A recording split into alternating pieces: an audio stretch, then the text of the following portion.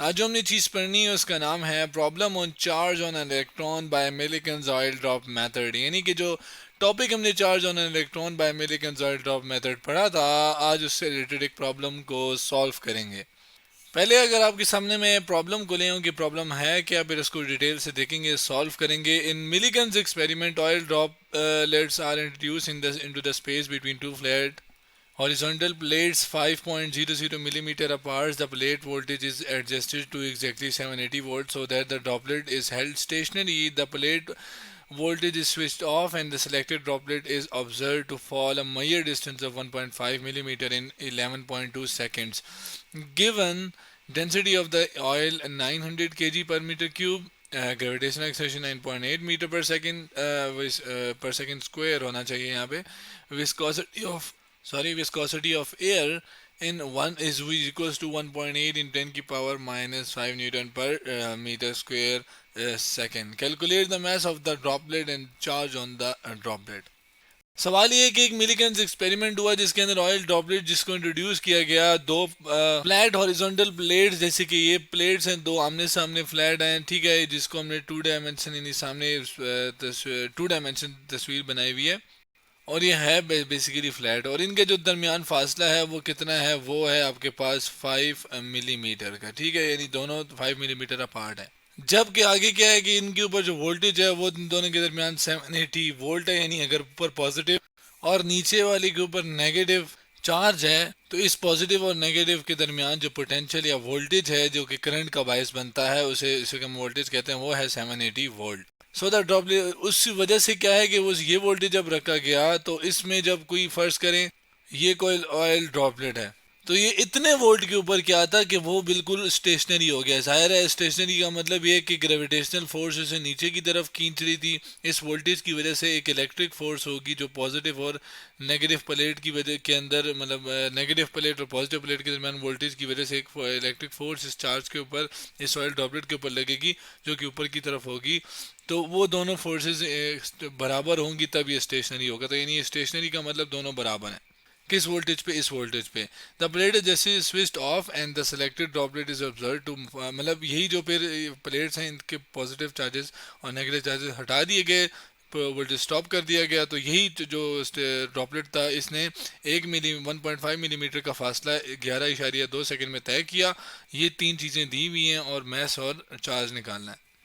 Mess और charge कैसे निकालें ये हम मिलिकन्स ऑयल ड्रॉप मेथड से देखते हैं, जिसका जो टॉपिक था वो charge on electron by Millikan's oil drop method के अंदर हमने पढ़ा था। और इसके अंदर हमने ये देखा था कि इलेक्ट्रॉन के ऊपर इतना चार्ज आता है जो कि मिलिकन्स ने अपने इस मेथड के अंदर देखा था।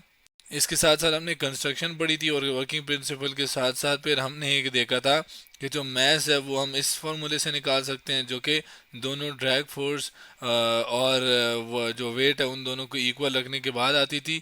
जबकि इसके अलावा हमने ये भी देखा था कि वो जो ड्रॉपलेट का रेडियस है वो इस तरह हम निकाल सकते थे क्योंकि मैस के अंदर रेडियस आ रहा था और मैस रेडियस के बिना नहीं आ सकता। और मैथ्स हमारे पास अगर आ जाता है तो फिर उसके बाद हमने ये फार्मूला डिराइव किया था इक्वेशन ए जिसे मैं कह रहा हूँ, ये बेसिकली इसके अंदर मैथ्स की वैल्यू डाल के हम ई यानी चार्ज की वैल्यू निकाल सकते हैं। तो अब हम क्या करते हैं, वैल्यूज़ को निकालते हैं और पहले पार्ट के ऊपर आते हैं। मैस हम कैसे निकाल सकते हैं, ऐसे। अब ये ऐसे क्या है, मैस एम क्या है, मैस है, इसको मैं लेबल 6 पाई जो है वो नंबर है। ईटा क्या है, ये आपके पास ऊपर मेंशन है, क्या है ईटा, ये है विस्कोसिटी जो कि ये निशान है जो कि गिवन है हमें, ठीक है।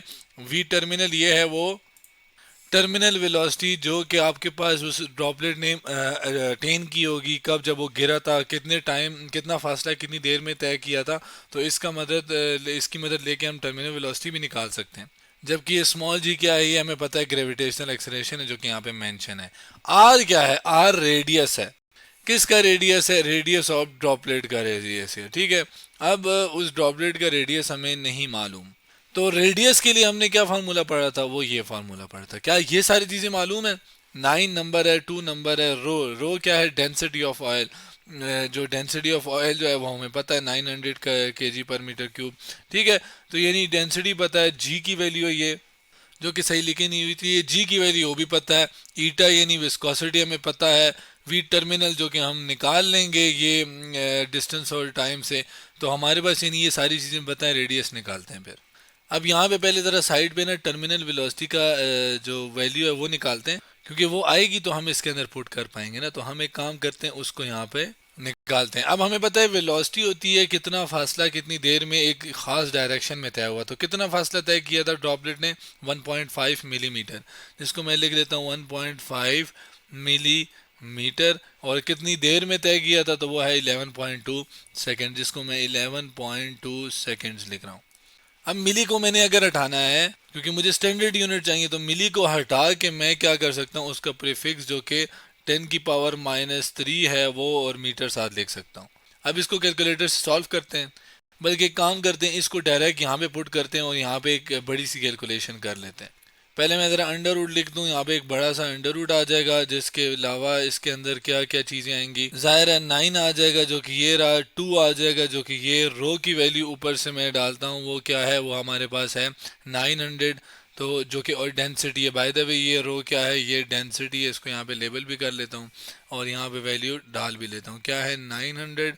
आगे आते हैं, जी जी की वैल्यू 9.8 है, तो वो मसला नहीं है। ईटा, ईटा की वैल्यू क्या है, ये इधर विस्कोसिटी 1.8 10 की पावर -5, जो कि यहाँ पे मैं डाल रहा हूँ 1.8 इंटू 10 की पावर -5। जबकि यहाँ से अब क्या रह गया, टर्मिनल वेलोसिटी। टर्मिनल वेलोसिटी का क्या करता हूँ, ऊपर वाली चीज़ें ऊपर लिखता हूँ, 1.5 इंटू 10 की पावर -3, और डिवाइड में क्या लिख लेता हूँ 11.2, जो कि ये लिख दिया। और ये बाकी तरह एक्स्ट्रा चीज़ें मिटा देते हैं। अब इसको हमने क्या करना है, सॉल्व करना है। तो हम इसको कैलकुलेटर से सॉल्व करते हैं। पहले जितने भी नंबर्स हैं उनको मल्टीप्लाई करते हैं। 9 है, ये 1.8 मल्टीप्लाई हो रहा है, 1.8 हो गया मल्टीप्लाई। फिर उसके बाद 1 मल्टीप्लाई बाय 1.5 आ जाएगा, तो ये भी कर दिया। तो ये अब देखते हैं क्या आंसर आया, 24.3। अब इसको हर एक नंबर से डिवाइड करते हैं, क्योंकि हर एक नंबर से डिवाइड हो रहा है। तो ये 24.3 डिवाइडेड बाय 2 हो जाएगा। जो भी आंसर आया उसको डिवाइड करना है 900 से, तो ये हो गया। फिर जो भी आंसर आया उसको मज़ीद डिवाइड करना है 9.8 से, 9.8 हो गया। फिर उसको इक्वल करके फिर दोबारा डिवाइड करना है 11.2 से, तो ये आ गया आंसर। अब ये तो मैंने डिवीजन वाले तरीके सीखे हैं ना। आप इसको मल्टीप्लाई करके एक आंसर आएगा, तो उसको वो जो 29 पॉइंट जो भी वैल्यू आई थी उससे डिवाइड करके कर सकते थे। ये भी वो दूसरा अल्टरनेट तरीका, आंसर सेम आएगा। ये वैल्यू मैं यहाँ पे लिखता हूँ 1.229 और 7 10 की पावर -4। 229 था, तो मैं उसको 9 की बजाय 3 इसको कर देता हूँ, राउंड ऑफ करके, इंटू 10 की पावर क्या आ जाएगा -4। और जाहिर है आगे ये 10 की पावर्स जो कि मल्टीप्लाई हो रही हैं, ये कैसे आएंगी, 10 की पावर -5, 10 की पावर -3, और बाकी तो हो गया। अब इसके अंदर अगर आप देखें तो ये सारी 10 की पावर 10 की पावर 10 की पावर बेसिस सेम है। मैं क्या करता हूँ, इन सारी को -5 -3 -4 इन सबको एक ही 10 के साथ लिख के ऐड कर लेते हो, क्योंकि बेसिस सेम होती है तो वो ऐड हो जाती है ना। तो ये -4 तो लिखा हुआ है इधर, जो -3 था वो और -5 था, उसको मैं यहाँ पे -5 और -3 यानी इन पावर्स के ऐड कर लिया, क्योंकि बेसिस सेम थी। अब -4 -5 -9 होता है, -9 -3 -12 होता है। तो यानी ये आपके पास आ गया आंसर क्या, -12, जिसको मैं यहाँ पे लिख लेता हूँ। अब 1.23 का अंडर रूट लेना है और 10 की पावर -12 का भी अंडर रूट लेना है। अब 1.23 का तो हम कैलकुलेटर से ले लेते हैं, जबकि 10 की पावर -12 को हम कैसे कर सकते हैं कि 10 की पावर -6 लिख के स्क्वायर ले लेते हैं। 6 टू 12 आएगा, तो ये -12 हो जाएगा। और इसका अगर मैं अंडर रूट लूँ तो ये स्क्वायर स्क्वायर से कैंसिल होकर 10 की पावर -6 आ जाएगा। तो यानी मेरे पास जो 10 की पावर -12 का स्क्वायर रूट था वो तो आ गया। जो 1.23 का है उसको मैं कैलकुलेटर से कर लेता हूँ, ये आ गया। तो ये 1.11 आ गया, क्योंकि 9 की वजह से 0 राउंड ऑफ होके 1 हो गया ना। तो ये हमारे पास रेडियस की वैल्यू आ गई। अब रेडियस की वैल्यू और बाकी सारी वैल्यूज इसके अंदर पुट करते हैं।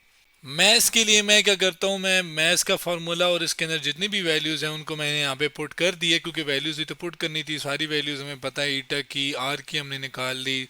ये 1.1 1 इंटू 10 की पावर -6, जबकि 1.5 इंटू 10 की पावर -3। ये टर्मिनल वेलोसिटी का ऊपर पोर्शन, नीचे वाले को मैंने 11.2 नीचे लिख दिया, 9.8 जी की वैल्यू। अब इसमें भी ये कैलकुलेटर सॉल्व करते हैं, पहले नंबर्स को फिर पावर्स को। तो 6 मल्टीप्लाई बाय आपके पास हो जाएगा पाए, फिर इसको मल्टीप्लाई करना है 1.8 से, जो कि ये मैंने कर दिया है। फिर इसको मज़ीद मल्टीप्लाई करना है 1.11 से, जिसको मैंने कर दिया। फिर आगे 1.5 से आ जाएगा मल्टीप्लिकेशन इसकी, 1.5 मतलब ऊपर सारी मल्टीप्लिकेशन होगी। अब आंसर देखते हैं क्या है। आंसर है 56.49। इसको डिवाइड करना है 9.8 से, देखते हैं क्या आंसर आता है। ये आया, इसको मजीद 11.2 से डिवाइड करना है, जो कि ये रहा, ये हो गया। तो ये 0.514 आ गया, जिसको मैंने यहाँ लिख दिया। बाकी 10 की पावर्स हैं, 10 की पावर -5, 10 की पावर -6, 10 की पावर -3, ये सब ऐड हो जाएंगी, तो ये मल्टीप्लाई बाय 10 की पावर, बेसिस सेम थी ना इस वजह से, -5, -6 और -3। तो ये देखते हैं क्या आंसर आता है। -5, -6, -11 और -3 आ जाएगा क्या आपके पास, -14।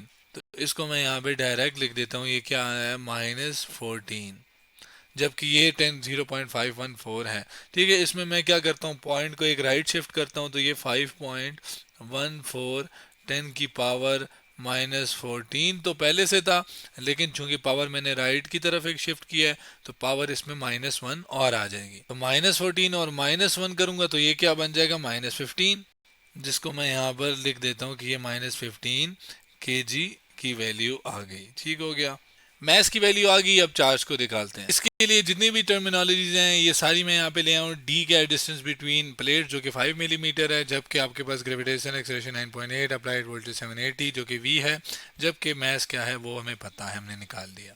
मैथ्स की वैल्यू मैं यहाँ पे पुट कर देता हूँ, 5.14 इंटू 10 की पावर -15। आगे क्या है, 9.8 जी की वैल्यू, और डी क्या है, 5 मिलीमीटर, जिसमें मैं मिली को हटाऊंगा तो 10 की पावर -3 आ जाएगा, जबकि वी क्या है, 780 वोल्ट।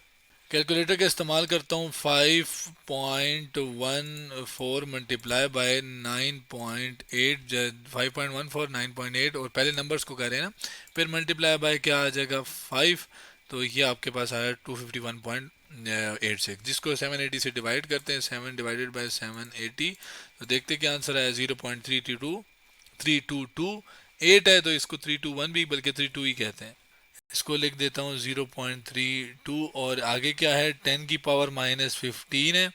ठीक है, ये 10 की पावर -3 है, तो -15 और -3 क्या हो जाएगा, ये हो जाएगा आपके पास, ये आपके पास हो जाएगा -18। दोनों को ऐड किया है सिंपली, क्योंकि सेम साइन है। अब ये इस पॉइंट को मैं ज़रा पहले नॉन जीरो की तरफ ले जाऊँ, तो ये आ जाएगा 3.2 इंटू 10 की पावर -19। क्यों, क्योंकि मैं एक हटाया तो साथ -1 आ जाएगा, -18, -1, -19 कूलम आ जाएगा क्या, चार्ज। अब ये जो चार्ज आया है इसको हम ई से रिप्रेजेंट कर रहे हैं। याद रखिए ई क्या है, ये चार्ज ऑन ड्रॉपलेट है। अगर इस चार्ज को अगर आप एक गौर करें और इसको थोड़ा सा मैं एक और फॉर्म दे दूं, क्या फॉर्म दे दूं, अगर मैं इसको 3.2 को लिखूं, 2 इंटू 1.6 इंटू 10 की पावर -19, तो ये एक मतलब दे रहा है। कैसे, कि हमने ये बात पढ़ी थी कि 1.6 10 की पावर -19 एक चार्ज होता है सिंगल इलेक्ट्रॉन के ऊपर, जबकि ये आपके पास कितना है, 2 गुना है उसका।